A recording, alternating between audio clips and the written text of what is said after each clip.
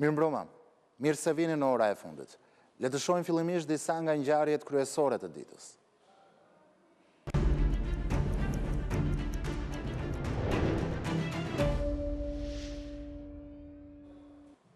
Mira besimtar katolik dhe ortodoks përkujtuan të premten e madhe, një nga ditët më të shenjta të kalendarit të krishterë që paraprim Pashkët. Besimtar katolik kremtuan udhën e kryqit, ndërsa ortodoksët kalimin në epitaf.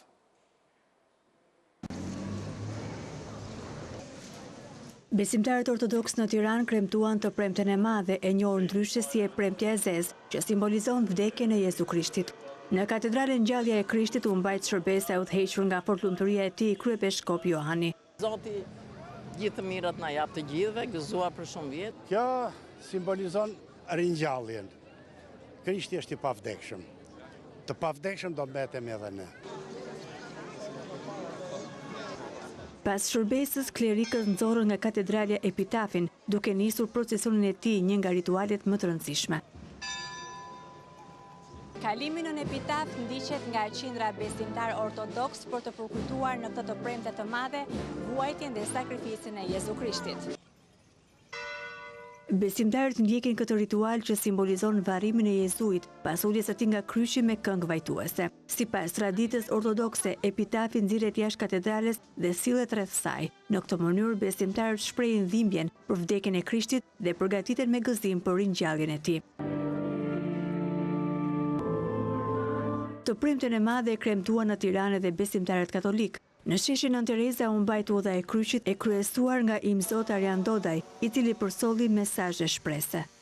O i miri dhe i dashur Jezu Krisht, për dashurinë që kemi për ty, duam t'i përcjellim me mend mundimet dhe vdekjen tënde në mal të Kalvarit. Kidhim për ne mëkatarët e shkret, mëkatet e të cilve kanë qenë shkaku i mundimeve dhe vdekjes sate. Këtë përkushti po i paraqesim për nderim të emrit tënd, për nevojat tona shpirtërore, për freskim të shpirtrave të purgatorit, si dhe për nevojat e kishës së shenjtë. Besimtarët ndaluan në 14 stacione, njëjtë si Jezu Krishti, duke përkujtuar sakrificën e tij që pranoi dënimin me vdekje për të shpëtuar njerëzimin nga mëkatet. Lutem për paqe, për gjithë mëkatarët, për gjithë ata që se njohin Jezusin, që t'ju shndritet mendja dhe ta njohin një ditë edhe ata. T'jenë edhe ata shpëtimtarë. Bashkë me ne, edhe ne jemi mëkatarë, të gjithë jemi mëkatarë, por të bashkojmë sa më shumë në besim. Lutemi për familjen, për veti, për njerëzit tonë të afërm. Për çfarë keni ardhur sonte këtu? Për të lutur për familjet tona, për njerëzit e varfër, njerëzit nevojë. E premtja e madhe është një ditë reflektimi, lutje dhe shprese. Të shtunën në mesnatë të krishterët presin në kish ngjalljen e Jezu Krishtit si triumfi i jetës mbi vdekjen. Në shumë qytete të vendit, mira besimtarë ortodoks morën pjesë në ceremoninë e shëtitjes së epitafit të Krishtit, në tingujt e këngëve liturgjike dhe lutjeve. Besimtarët ecën përgjatë shesheve dhe rrugëve kryesore të qyteteve, duke përcjellë mesazhe besimi dhe shprese. Besimtarët ortodoks në shumë qytete të vendit morën pjesë në ceremoninë e kalimit në epitaf. Ata kremtuan ditën me rëndësi e cila simbolizon përkujtimin e vuajtjeve të Jezu Krishtit dhe vdekjen e tij në kryq. Qyteti i Korçës u mbush pas ditën e të premtes nga mira besimtarë ortodoks, të cilët morën pjesë në procesionin tradicional të epitafit, një nga kulmet shpirtërore të javës së madhe në kalendarin ortodoks. Në tingujt e këngëve kishtare dhe lutjeve të përbashkëta, procesioni u nis përgjatë bulevardit kryesor të qytetit, i ndjekur nga qindra besimtarë dhe turistë. Këtë vit ceremoninë e drejtoi Ati Ilia Kotnani, i cili udhëhoqi edhe lutjet në çdo ndalesë, duke përcjellë një atmosferë përkushtimi dhe reflektimi. Në kishën e Shën Theodorit në Vlorë u zhvillua ceremonia e daljes së epitafit, një nga momentet më të rëndësishme të Pashkëve. Qindra besimtarë morën pjesë në procesionin solem, duke ndjekur ritin tradicional me qirin të ndezur dhe këngë liturgjike. Po ashtu besimtarë të shumtë ortodoks në Fier ndoqën të premten e madhe e të shenjtë, procesionin e epitafit. Ashtu si kundër edhe tradita e përvitshme, epitafi doli në qytet në orën 19:30 të së premtes, nga kisha e Shën Gjergjit, e shoqëruar nga 10 besimtarë të grup moshave të ndryshme. Dy vëllezërit e mitur të plagosur mbrëmjen e së njëjtës në Lundër u nisën për kurim më të specializuar jashtë vendit. Por, për më tepër detaje, do shkojmë në këto momente në një komunikim të drejt për drejt me gazetaren ton, Joana Çallaku, e cila ndodhet pranë spitalit të traumës. Joana, mirëmbrëma, çfarë mund të na thuash për dy të rinj, për dy fëmijët e mitur të cilët mbetën të plagosur nga atentati i brendshëm në Lundër? Emiliano, mirëmbrëma, atëherë të dy vëllezërit e familjes Demira janë nisur mbrëmjen e sotme drejt Italisë për të marrë edhe mjekim më të specializuar shëndetësor. Në fakt duhet të theksoj që kjo ka qenë një kërkesë nga vetë prindërit, të cilët kanë kërkuar që fëmijët e tyre të ndiqen në një nga spitalet e Romës në Itali. Sa i takon gjendjes shëndetësore të dy të miturve, 11 vjeçari D. Demira ndodhet në gjendje kritike për jetën, të paktën këta dhe informacionet nga spitali i traumës, ndërsa sa i takon gjendjes shëndetësore të 17 vjeçarit është jashtë rrezikut për jetën, por të dy vëllezërit me kërkesë të prindërve pra janë dërguar në Itali për të marrë një mjekim më të specializuar. Rreth orës 20 të mbrëmjes si fillim ishte 17 vjeçari ai i cili u nis së pari drejt spitalit të Italisë dhe më pas rreth orës 22 të mbrëmjes së sotme, pra para rreth një orësh u nis edhe djali i mitur 11 vjeçar në spitalin e Italisë pra për të marrë trajtim mjekësor më të specializuar. Ndërkohë duhet të theksoj në fakt që edhe të dy të plagosurit e tjerë që mbetën nga të shtënat me armëzjarri mbrëmjen e djeshme ndodhen në spitalin e njëri prej tyre, pra 34 vjeçari ndodhet në spitalin e traumës ku po merrte trajtim mjekësor jashtë rrezikut për jetën, ndërsa 19 vjeçari Kian Mullahi ndodhet në një nga spitalet private të vendit, është në gjendje stabil dhe po merr trajtim mjekësor. Faleminderit Joana Çallaku për këtë komunikim të drejt për drejt. Por ndërkohë atentati mbrëmjen e së enjtes në Lundër dyshohet të ketë lidhje me atë në Lezhë një orë më herët. Burime nga hetimi thanë për ABC News se personat e plagosur mund të jenë qelluar gabimisht pasi autorët kanë pasur objektiv bashorten e Roam Brahimit. Makina e saj dhe targat janë të ngjashme me atë të 4 personave që u qelluan me armë në Lundër vetëm pak orë pas ngjarjes në Plan. 4 të rinj të cilët ranë prej një atentati mbrëmjen e së enjtes në kryeqytet morën unazën e madhe për të shkuar në Lundër dhe kjo është rruga dytësore që dyshohet se i kanë bërë prit pikërisht dy autorë të cilët dyshohet se kanë lëvizur me një motor. Më tej 34 vjeçari Arend Stafa që po drejtonte mjetin ka vënë re lëvizjen e dyshimt, por nuk ka mundur dot t'u shmanget plumbave. Dy atentate të një pas njëshme tronditën vendin më 17 prill, ngjarje të cilat lanë pas një viktim dhe 4 të plagosur, mes tyre 2 të mitur. Pista kryesore e hetimit për atentatin në Tiranë është ajo një ngatrimit të objektivit, thon burimet të sigurta për ABC News, teksa vijojnë ende hetimet e verifikimet e detajeve që mund të ndihmojnë në zbardhjen e atentatit tipik mafioz. Arend Stafa, i cili drejtonte mjetin, ishte së bashku me 2 të mitur të familjes Demiraj dhe një 19 vjeçar të cilët janë ende në spital, pasi morën plagë të konsiderueshme. Blut e Tiranës kanë mundur të rindërtojnë një dinamik në lidhje me ngjarjen e rëndë, ku dyshohet se 2 autorët kanë pritur në këtë cep rruge që prej orës 7:30 të pasdites së 17 prillit.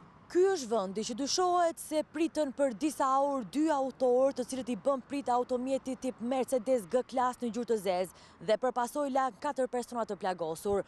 Gardi rrethues i kësaj toke private është prishur dhe shkatëruar pikërisht nga 2 autorët, të cilët edhe motorin e tyre e kanë futur brenda murit rrethues dhe kanë pritur aty për disa orë derisa mpan automjetin tip G-Class.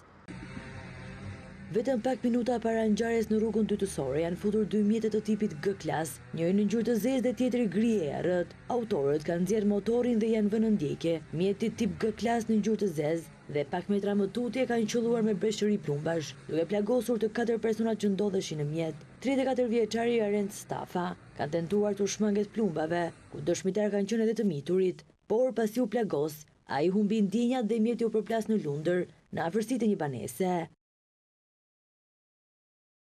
Kanë qenë banor të zonës dhe familjarë që u erdhën në ndihmë të plagosurve dhe i dërguan në spital, teksa paralelisht policia rrethoi zonën dhe ngriti postblloqe në të gjithë Tiranën.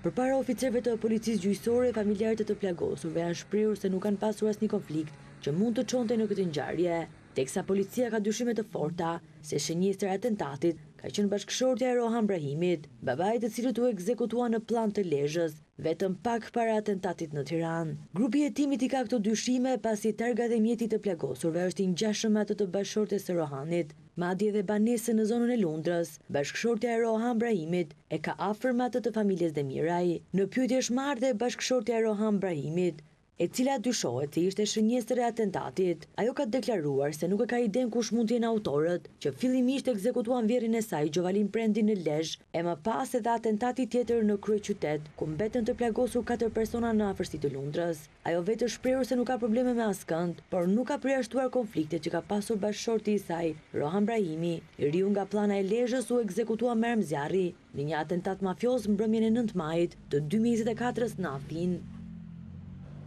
Por gruaja e Rohan Brahimit u takua me të jatin e të shoqit pak para ekzekutimit të tij. Gjovalin Prendi u ekzekutua me breshëri automatiku në verandën e lokalit të tij në Plant të Lezhës ditën kur ai hapi për vizita në një vjetorin e vrasjes së të birit. Policia ka shoqëruar dhe ka marrë në pyetje 10 persona për ngjarjen. Djali i viktimës, Rohan Brahimi, njeh si rivali Ervis Martinaj.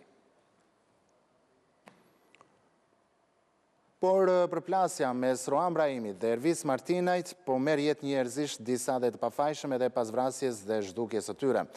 Dikur antar të një bande më pas me pazare të prishura parash dhe droge, historia e tyre është mbushur me ngjarje të rënda, rrahjesh dhe fyerjesh që sollën në pas vrasjes spektakolare si ajo e Brillant Martinaj në autostradë, apo ekzekutimi i vet Rohan Brahimit në Athinë në sy të një prej fëmijëve të tij të vegjël.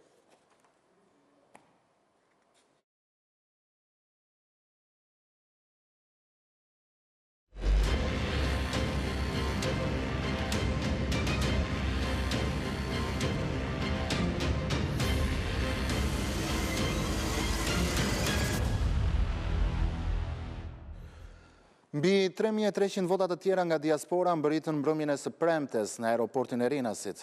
Votat vinë nga shtetet të ndryshme të Europës. Dërgesa e dytë u dërgua në Parkun Olimpik pas verifikimit nga Komisioni Qendror Zgjedhor dhe u mbyllën në kutit të ndara sipas qarqeve.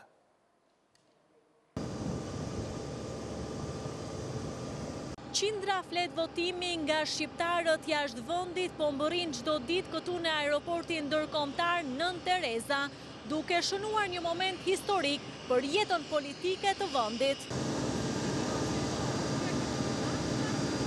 Dërgesa e dytë me 3.332 zarfet nga diaspora u prit nga përfaqësues të Komisionit Qendror të Zgjedhjeve dhe partive politike.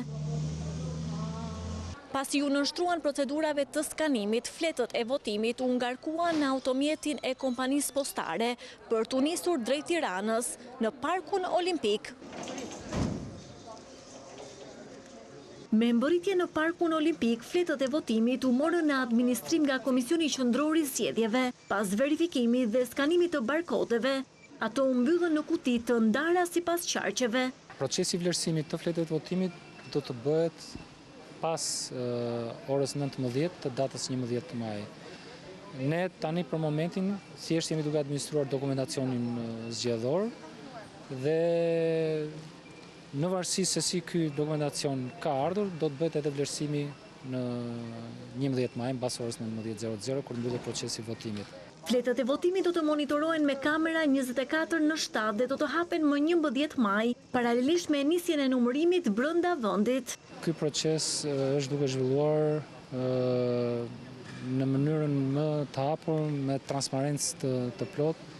Është një proces i cili mbikëqyret 24/7 dhe monitorohet 24/7 nëpërmjet kamerave.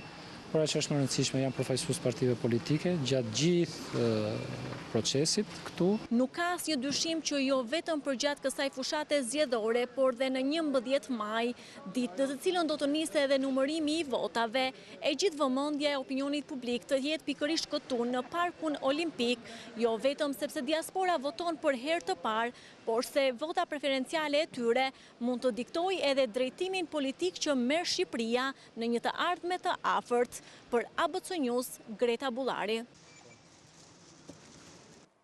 Por pasioni politik i ka djegur votën një emigranti në diasporë. Njëri me emrin Armand Maho ka votuar hapur në fletën e tij të votimit për Partinë Demokratike, por sipas kreut të Komisionit Qendror Zgjedhor Celi Bashi, votuesi tani rrezikon edhe ndjekjen penale në Shqipëri pavarësisht se jeton jashtë vendit. Vota e hapur është një prej veprave penale për të cilën mund të dënohesh 2 vite burg.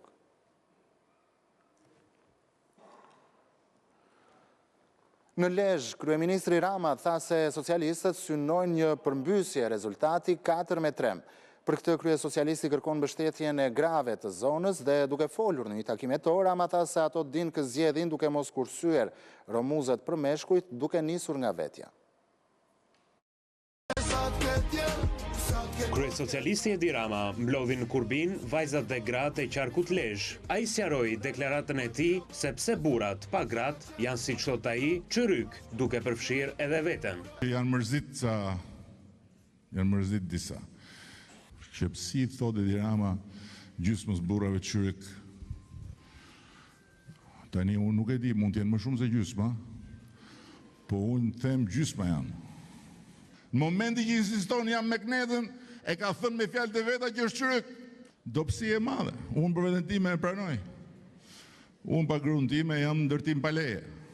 Ai vazhdoi mëtej duke sqaruar deklaratën tjetër me vajzat dhe të dashurit, apo pse ka vendosur që kundërshtarëve tu përgjigjet me humor e jo me gjuhën e tyre.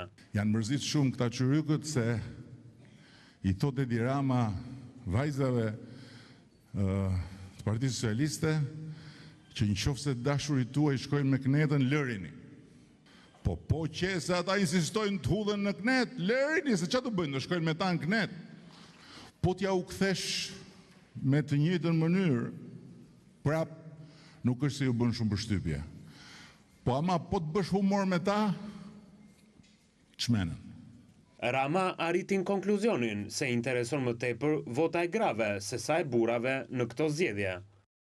Po të më thoshin për para, shiko, zgjidh. Ne sot kemi mbështetjen e 56% të grave të vajzave të Shqipërisë. Pra kemi një mbështetje që shkon përtej mbështetjes të përgjithshme. Ke burrat jemi më poshtë, po nuk më vjen keq fare. Por ai u bërit qartë se 11 maj nuk është një bazë partish, por një zgjedhje me Partinë Socialiste dhe në Bashkimin Evropian ose me të tjerët dhe larg Europës. Të hedhim ne bast midis partish këtu, ndërkohë që basti është mes Shqipërisë për Europën dhe Europës për Shqipërinë. Pa tjetër që disa do ju thonë që po qarë lidhje ka kjo? Shqipëria do shkojnë BE, si me Edi Ramën, si pa Edi Ramën. Nëse nuk është Partia Socialiste, Shqipëria nuk shkon në BE me askën tjetër, për një kohë që mund të jetë shumë më gjatë se sa qarë mund të mendojmë ne sot. Ai shpalli edhe objektivin Lezhë, një përmbysje me një rezultat 4-3 për Partinë Socialiste. Në Lezhë do votojmë 5-ën, edhe do t'i bëjmë shefin dhe lulit se do nxjerrim 4-ën. Turi elektorali i Berishës po kthehet në një garë me pengesa për liderin e Shqipërisë madhështore. Sot në qytetin e Skënderbeut ai u vesh si pleq të krujës, por nërsa krutanët e trajtuan me respekt si njeri i moshës së tretë, nuk i kursyen atij me humor dhe seriozisht pakënaqësitë e tyre që nuk lidheshin vetëm me qeverisjen e Ramës, por edhe me atë të Partisë Demokratike deri në vitin 2013. Sali Berisha ju ngjit të premten kështjellës së Skënderbeut. Në xhiron e pazarit të Krujës, doktori u prit nga krutanët, të cilët, siç thot ai, t'i japin ujë në bish të lugës. Ja Skënderbeut falë. Mirë se u gjej. Se edhe legjend. Mirë se u gjej. Doktor mirë se erdhe. O mirë se na erdhe dhe kapetan. Mirë se u gjeta. Dy krutan e vlerësuan doktorin, por ndaheshin te çështja e moshës, ta quanin të ri apo të vjetër. Po lodhesh, se mosha është i çik bjetë që është rinin e dytë. Tani njeriu gjen forca. Kur shef një optimizëm dhe një vendosmëri të madhe të shqiptarëve për të ndarë me e keqja, dita dhe nata bëhen tuat. Nuk e di ai që krutanët i japin ujë mbi lugës atij. Krutanët që njihen se të fusin në mes, pa e marrë vesh, e veshën Berishën me jelek dhe qeleshe. Një krutan tjetër vendosi të mos ja jap me ujë, me bish të lugës, por e kritikoi hapur me një kovë me ujë të ftohtë, faktesh dhe argumentash. Kam bo 13 vjet burg politik, kur ke qenë herë e parë në pushtet, ke thonë do të shpërblej të gjithë burgosët publik si mas ligjit. Po. Njëlen pa shpërblyj, gjithë shqiptarët që kena qenë burg politik. Kur prëntojsh, nuk thonë si të i plëtësh 100%, pos fakti 50% shqiptarëve t'ja plëtësh. E vunë e lull Bashën, kryetar partije. I minut, unë ja kam thonë të mes pazarit, e di gjithë kërë, të lumë goja. I thash, te i fote shqiptar të më gref. Nga argumenti ujit që nuk doli shumë popullor, doktori kaloi te buka. A i dha një shpjegim shumë të thjesht pse buka shqiptarve u kushton më shumë se europianve. Buka u kushton shqiptarve 80 herë më shumë se europianve. Pse? Por e para shqiptarët konsumojnë bukë 4 herë më shumë se mesatarja europianve. Por edhe zgjidhja sipas tij do të jetë e thjeshtë. Ja u kthejmë parat qytetarëve. Berisha nuk sqaroi se si do t'i kthente parat njerëzve, ashtu siç premtoi e Gjinjeu Fatos Nano me parat e piramidave në 1997, por nxitoi t'u premtonte qytetarëve programin e tij, ku ndonjëherë ngatroi vet pa dashje e ndonjëherë e ngatronin krutanët vet. Do përgjysmojmë hapësirat publike, jo do ulim shumë hapësirën publike.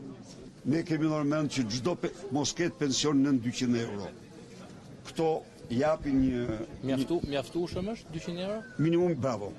Do të ngrenë tavanin e biznesit. Por rrugëve të Krujës, Sali Berisha u përball edhe me karmën e qeverisjes së tij. Një qytetar i tha doktorit se fabrika e Çimentos, të cilën e ka inauguruar Berisha si kryeministër, sjell kancer. Nuk janë ilaçet, janë ato që na kanë dhënë venin. Janë fabrikat e çimentit që hapin kancer.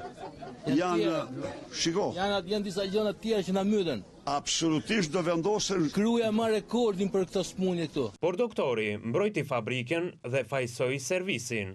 Sepse atyre në qoftë se u imponon filtrat e duhura, ato mjedisi nuk e ndotin. Por këta i lanë pa filtra. Mes shumë dhuratave, mori edhe simbolin e fushatës së tij. Simboli mençurisë. E çmendje Tirana. Ndërsa kandidati i Partisë së Lirisë, Lefter Maliqi, ka hatërmbajtje me prezantimin e tij në listën e koalicionit Shqipëria Madhështore për këtë qark. Zëdhënësi fushatës Andi Mustafaj ju referua Maliqit si oficer, por ky i fundit me një status në rrjetet sociale ka nxjerrë gjithë CV-n e tij, nga arsimimi tek detyrat si shef policie, pedagog apo kryetar komune dhe deputet. Maliqi akuzon se ky denigrim i figurës së tij ka ardhur nga një politikan i pavotuar. Në listën e qarkut të Beratit, drejtues politik është Eno Bozdo i Partisë Demokratike.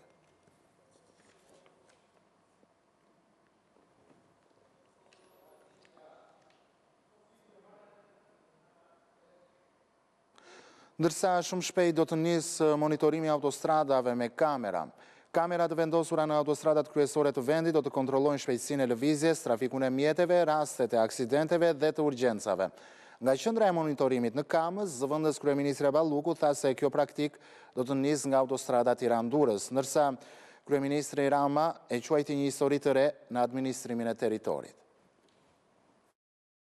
Qarkullimi i automjeteve në autostradat kryesore, Tiranë-Durrës, Durrës-Rrogozhin, Rrogozhin-Fier dhe Fier-Vlorë do të monitorohen me kamera 24 orë në 7 ditë. Zëvendës kryeministri Belinda Balluku tha se tashmë po bëhen testimet e fundit në terren, ndërsa synim final mbetet mbulimi i 3650 kilometrave rrugë që janë aseti i autoritetit rrugor shqiptar. 200 kilometrat e para kanë mbuluar autostradat kryesore të vendit, pra Tiranë-Durrës, Durrës-Rrogozhin, Rrogozhin-Fier, Fier-Vlorë dhe të gjitha akset e tjera të cilat janë akset kryesore. Do të ketë gjithmonë e më pak nevojë për prezencë fizike në terren të monitorimit të autostradave dhe ndërhyrja do të bëhet për shkak të bashkëndimit që ndodh brenda kësaj salle, pra njësitë e policisë rrugore do të njoftohen nga salla për të ndërhyrë në raste ku kemi automjete me shpejtësi të lartë. Kreu i qeverisë e cilësoi këtë platformë një histori të re në administrimin e territorit, ndërsa premtoi largimin e policisë nga rruga. me rrugë një kapitull i ri në historinë e administrimit të teritorit edhe në historinë e asistencës për qytetarët në gjitha nivellet, në nivelin e sigurisë rrugore, në nivelin e urgjencës mjekësore, në nivelin e emergjencave civile. Qendra e monitorimit të trafikut do të funksionojë me 122 operator, të cilët do të kryejnë monitorimin e rrugëve, ndërsa institucionet përgjegjëse firmoson memorandumin për bashkëpunim në administrimin e territorit.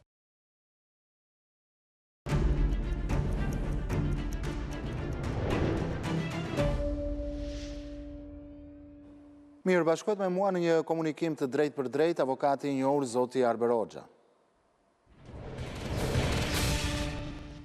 Avokat mirëmbroma, është kënaqësi t'ju kem drejt për drejt në ora e fundit këtu në ABC News. Mirëmbroma, kënaqësia ime si gjithmonë.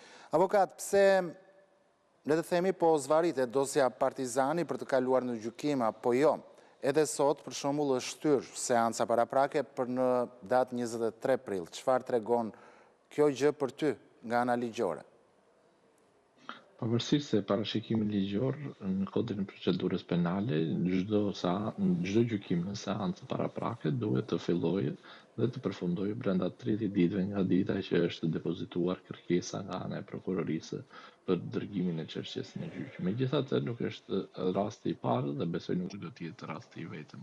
Ajo që të bëm përshtypje në rastin konkret është se kemi të bëjmë me një numër relativisht të ulët të pandehurve dhe mbrojtësve të tyre, dhe sigurisht që shtyrjet dhe zvarritjet e procesit janë të pajustifikuara.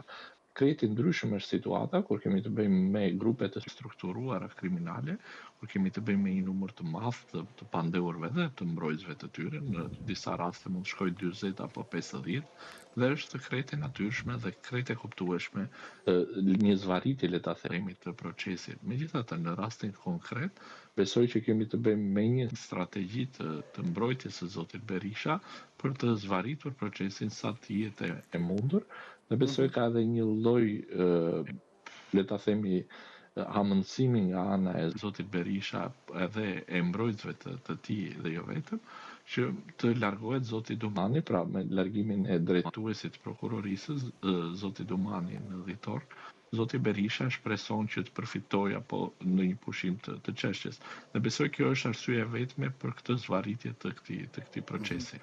Po për shembull, avokatët mbrojtës duke kërkuar më shumë kohë për dosjen, kanë thënë se ky proces po zvarritet pra seanca paraprake pasi sipas tyre nuk ka prova të mjaftueshme. E mendoni dhe ju kështu? Absolutisht jo, gjykata në qoftë se nuk do të kishte prova të mjaftueshme, ai ka pasur të gjitha prerogativat për ta pushuar çështjen. Në këto kushte besoj që nuk kemi të bëjmë me një anë të një zvarritje të gjykatës apo të organit të akuzës, pra të prokurorisë posaçme, por zvarritjet kanë ardhur si pasojë e mungesave të pajustifikuara nga ana e mbrojtësve të zotit Berisha dhe të palëve të tjera që janë në të njëjtin proces të lidhur me të. Pra nuk besoj që është çështje e gjykatës zvarritje, nëse gjykata nuk do të shikonte të dhënat të mjaftueshme, besoj që ka gjitha prerogativat për ta pushuar këtë çështje. Por mendoni ju se data 23 prill do jetë data e fundit që gjykatësia më pas të tërhiqet për të marrë një vendim? Nuk besoj që data 23 prill do të jetë data e fundit e kësaj shtyrje apo kësaj zvarritje të këtij procesi. Besoj që do të ketë dhe zvarritje të tjera. Në rastin më të mirë, zoti Berisha do që ta shtyjë çështjen paktën deri në 11 maj të zgjedhjeve, dhe duke qenë se në kuptimin e tij apo të mbrojtësve të tij është ditë e afërt me zgjedhje, pa 23 prilli me 11 maj janë më pak se 3 javë dhe diçka më shumë se 2 javë. Në këto kushte besoj që nuk do të jetë data e fundit për shtyrjen. Por janë të pranueshme nga ana ligjore të tjera shtyerje? Patjetër, ashtu siç e thash në kryet e herës, çdo proces në seancë përgatitore, pra në këtë fazë të procesit, duhet të fillojë dhe të përfundojë brenda 30 ditëve. Megjithatë, në rastin konkret, ka marrë më shumë se jo 30 ditë, por të paktën në shumë se 6 muaj. Në këto kushte besoj që duhet që të ketë një vendimarrje nga ana e gjykatës, të paktën brenda aprillit, pra në mos qoftë data 23, të paktën brenda datës 30, besoj që duhet që të ketë një vendimarrje nga ana e gjykatës. Dhe në momentin që kjo dosje do kaloj në gjykim, në çfarë do lloj date, çfarë mundësish ligjore ka, apo çfarë vendimesh janë të pritshme? Unë besoj që zoti Berisha do të hyjë me rritjen e gjykimit të zakonshëm, ashtu siç e thash, besoj që duke qenë se do të hyjë me rritjen e gjykimit të zakonshëm, do të marrë një kohë relativisht shumë herë më të gjatë nëse do të hynte me rritjen e gjykimit të shkurtuar. Pra se do të kërkojë dëshmitar, do të kërkojë thirrjen e ekspertëve, do të kërkojë dëshmitar të gjithë anëtarët e kabinetit, ministrat e vet. Në këto kushte besoj që do të shkojë në të njëjtën kohë zgjatje me Gërdecin. Pra nëse do të heqim disa vija paralele, do të jetë një proces Gërdeci 2 për nga kohë zgjatja e gjykimit. Dhe besoj që do të ketë një vonesë rreth një vit e gjysmë të paktën. Por, avokat, ndërkohë ajo që ka marrë edhe vëmendjen e mediave është kontrata që Berisha ka me krye fushatistin amerikan, Lacivita, e cila nuk është bërë akoma publike. Por, çfarë detyrimi ligjor kanë palët në këtë mes për publikimin e kësaj kontrate? Kodi zgjedhor dhe ligji për organizimin dhe funksionimin e pushtetit gjyqësor dhe të prokurorisë posaçme në rastin konkret parashikon të paktën në mënyrë eksplicite jo vetëm deklarimin e kontratës të zotit Berisha, apo edhe të gjithë subjekteve politike me çdo person fizik apo juridik vendas apo të huaj, jo vetëm që duhet pra ka një mungesë transparence, por besoj që prokuroria e posaçme duhet të ketë regjistruar, pra mendoj, nuk kam informacion, mendoj që duhet të ketë regjistruar një procedim penal, jo vetëm për mungesën e transparencës, por për burimin e të ardhurave, sa është kjo kontratë, sa janë përfituar këto para, nga janë gjetur burimi tyre, sa vin nga buxheti i shtetit si financimi i Partisë Demokratike, nga buxheti i shtetit si partia e dytë më e madhe opozitare në vend, sa para vin nga fonde të tjera të cilat mund të jenë të ligjshme apo të paligjshme, dhe besoj që zoti Lacivita e ka deklaruar kontratën pra në AIRS, pra institucionit, le ta themi, tatimor dhe fiskal të Shteteve të Bashkuara të Amerikës, në mos me është paguar keq që nuk e besoj. Në këto kushte, edhe në qoftë se nuk deklaruar pranë Komisionit Qendror të Zgjedhjeve, prokuroria e posaçme, apo qoftë edhe prokuroria e Tiranës, në varësi të kompetencës lëndore dhe territoriale ku do të regjistrohet procedimi penal, mund ta marrë nëpërmjet letër porosisë në Shtetet e Bashkuara të Amerikës, ku kujtojmë që marrëveshja për ndihmë të ndërsjellë juridike me Shtetet e Bashkuara të Amerikës është një nga marrëveshjet më të hershme që ka Republika e Shqipërisë, është vitin 1931 dhe më pas është riformatuar edhe një në vitin 2018 dhe 2021. Pra nuk besoj që është shumë e vështirë për autoritetet ligjzbatuese shqiptare që të marrin jo vetëm kontratën që ka Partia Demokratike me zotin Lacivita, por edhe të gjithë dokumentacionin tekniko-ligjor që është pjesë e kësaj kontrate. Por, avokat, çfarë detyrimi ligjor ka SPAK për ta hetuar këtë kontratë? Pse të paktën deri më tani nuk është bërë një gjë e tillë? Unë sapo e thashë, unë besoj që duhet të ketë një procedim, prokuroria e posaçme, në rast se ka regjistruar një procedim, nuk e ka detyrimin e saj ligjor që ta bëj publike, përkundrazi duhet ta mbajë sekret, derisa të ketë të dhëna të mjaftueshme në ngarkim të qoftë Partisë Demokratike, qoftë të zotit Berisha, apo atij që e ka lidhur, sepse po e marrim të mirë se kur e ka lidhur zoti Berisha, mund ta ketë lidhur kushdo prej atyre personave. Në këto kushte besoj që mund dhe duhet të ketë një procedim penal, dhe për të dalë në konkluzione që pse SPAK-u nuk ka regjistruar një procedim penal, për aq kohë sa nuk e kemi informacionin nëse ka apo jo një procedim penal, nuk mund të themi që pse SPAK-u nuk e ka regjistruar atë procedim. Kështu që kjo ngelet nuk është një vepër që fillon sot dhe përfundon nesër, patjetër që do të marrë kohën e saj, letërporositë, ashtu siç e thash në fillim, marrin një kohë relativisht gjatë në krahasim me veprimet e tjera procedurale hetimore që kryen brenda territorit të Republikës së Shqipërisë, pra edhe sikur ta ketë filluar procedimin penal, do të marrë një kohë të caktuar dhe do të vendosen përpara ligjit në rast se prokuroria e posaçme sipas abstrahimit duhet të ketë regjistruar një procedim penal. Ndërsa nga ana tjetër avokat, prezenca e Paul Manafort, një njeri i njohur me lidhje ruse i dënuar edhe në Shtetet e Bashkuara të Amerikës, gjatë kësaj fushate elektorale është faqur në krah të Berishës, por a ka detyrim spak të hetoj, le të themi, jo vetëm shumën e parave që ky personazh mund të marrë apo ka marrë nga Berisha, çfarë kontrate ka me të, por edhe nëse në këto zgjedhje ka ndikime të jashtme dhe kryesisht ruse në favor të Berishës. Nëse për zotin Lasivita është mungesa e transparencës, le ta themi, dhe burimit të ardhurave, për zotin, pra për këtë personazh, sepse është vërtet një personazh ky i dyti, besoj që çështja është ende më e rëndë, kemi të bëjmë me një ndikim të Rusisë në zgjedhjet e Republikës së Shqipërisë, kjo ngjelet për tu parë, pra jemi shumë herë për ta thënë, sepse është e pamundur që një njeri vetëm të ndikojë drejt për së drejti.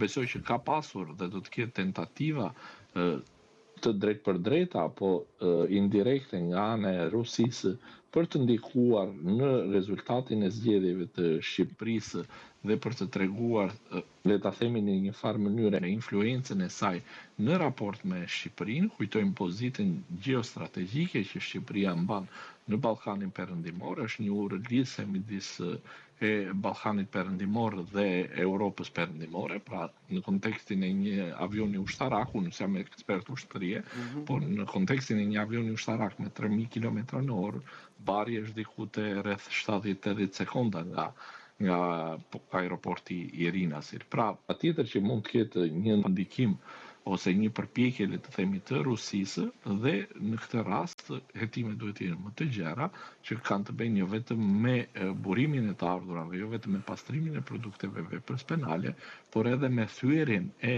embargos të Shteteve të Bashkuara të Amerikës dhe të Bashkimit Evropian në raport me Republikën Federale Ruse. Për shembull, personazhi që ne po shohim në foto në këto momente, avokat Paul Manafort, është tashmë publikisht i njohur për lidhjet e tij të forta ruse dhe publikisht ai shfaqet, le të themi, pa i trembur syri në krah të Berishës, në një fushatë zgjedhore. Unë besoj që ka një tentativë të zotit Berisha, por edhe të Partisë Demokratike, për të mbledhur sa më shumë amerikanë rreth vetes dhe për të shitur të paktën publikut shqiptar që Amerika është me ne. Unë besoj që kemi një reminiscencë të së shkuarës. Shqipëria e vitit 2025 nuk është Shqipëria e vitit 1992, kur shqiptarët, le ta themi, shkuan për një copë buke pas zgjedhjeve të vitit 1992, dhe besoj që dhe mos ta bëjmë qimentra Emilian, dhe të themi që ky personazh do ndikojë drejt për së drejti. Patjetër që prokuroria e posaçme apo qoftë edhe prokuroria e Tiranës në marrëdhënie të procedimit dhe të veprës për cilën do të regjistrohet procedimi, duhet që të kryejë hetime të caktuara. Mandej ngjelet për të parë se si ky personazh po ndikon drejt për së drejti apo të rthorti, që unë besoj që shumë pak ndikim do të ketë, sa po thash, një analizë më të gjerë se juridike në zgjedhjet e Republikës së Shqipërisë. Për shembull, avokat, ne nuk është se po e bëjmë qimentra, po janë të paktën mediat e huaja si Vanity Fair, e cila bën një portret dhe e quan portret i ershëm për Paul Manafort, njeriun e Moskës që do të shpëtoj Berishën, si e shkarkoi Donald Trump nga fushata e 2016. Pra tashmë ai është i njohur për lidhjet ruse. Patjetër që mund të jetë njohur, unë besoj që edhe vetë Vladimir Putin, nëse do të vinte, do të bënte fushatën e zotit Berisha, në raport me shqiptarë do të ndryshonte shumë pak. Pra, qoftë zoti Lasivita, qoftë ky personazhi pro-rus me ndikim, le ta themi, shumë të pakët apo minimalist në Republikën e Shqipërisë, dhe kur e tharë që mos ta bëjmë qimentra, kisha parasysh se sa ndikim do të ketë ky personazh në zgjedhjet e 11 maj. Nuk kisha parasysh se çfarë lidhjesh mund të ketë ai me Rusinë apo gjithë të tjerat, sepse kjo ngeler që ta thot prokuroria e posaçme apo prokuroria e Tiranës, se si ky personazh ka ndikuar apo është përpjekur që të blerë një apo disa mandate, se mandate nuk blihen vetëm duke blerë votat, blihen nëpërmjet mënyrave të tjera që mbase nuk e shtu, po zoti Ngjela do të thoshte më mirë. Avokat Arber Hoxha, ishte kënaqësi që ishit me mua këtë mbrëmje në ora e fundit. Mirë, këtu kemi arritur dhe në fund të këtij programi. abcnews.al është adresa jonë zyrtare në internet, ku ju mund të klikoni për të lexuar të gjitha lajmet në kohë reale, dhe po në kohë reale na dëgjoni në frekuencën e radios ABC 105 FM.